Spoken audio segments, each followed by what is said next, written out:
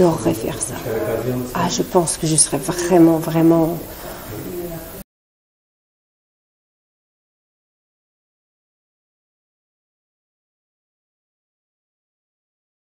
Mais là, j'arrête pas de leur dire je suis très très très heureuse d'être là.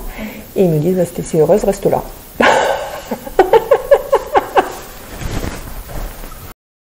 Et puis ça t'arrangeait bien qu'elle soit que Vata parce que c'est plus simple. Tu vois? Mon côté kappa. D'accord? Oui, je vois très Donc bien. là, je vous ai un peu mâché le travail. Après, vous allez reprendre tranquillement poste par poste.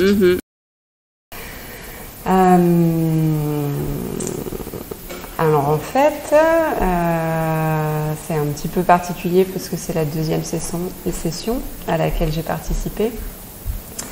J'avais fait une première l'année dernière qui m'avait déjà bien avancé dans mon chemin.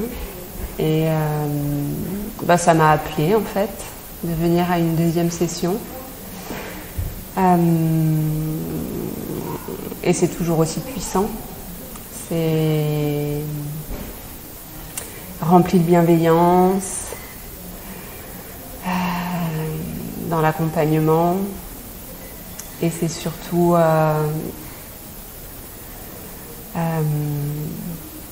dans la subtilité.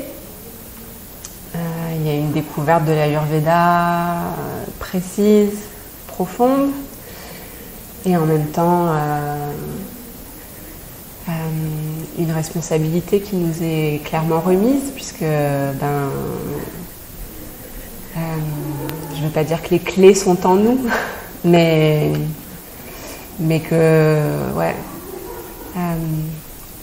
l'appropriation et l'exploitation en fait de toutes ces connaissances, c'est nous qui en ferons quelque chose demain.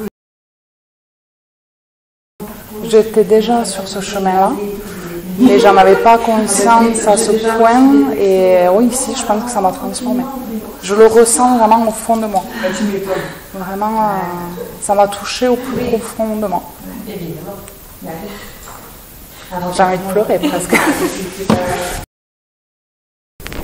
L'exercice va te demander d'essayer de, malgré ça, à travers ça, au-delà de ça, essayer de trouver quelle est sa nature.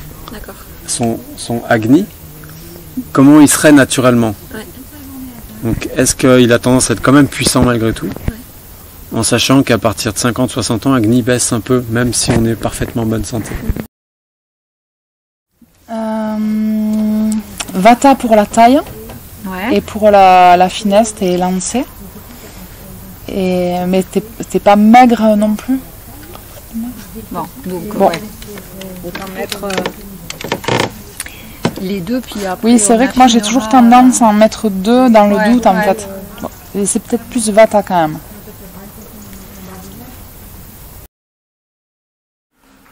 Eh bien, très très très contente d'être là. Je remercie vraiment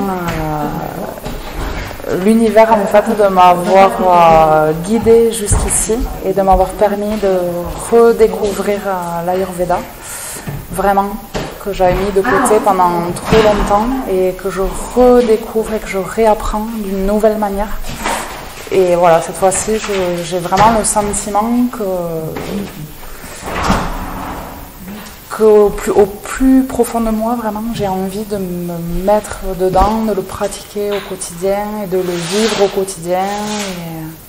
Et voilà, vraiment dans sa globalité, le fait de pratiquer la routine, la dinacharya au quotidien, la diététique, les repas, en fait, tout me parle. Pour moi, tout est cohérent, tout est logique.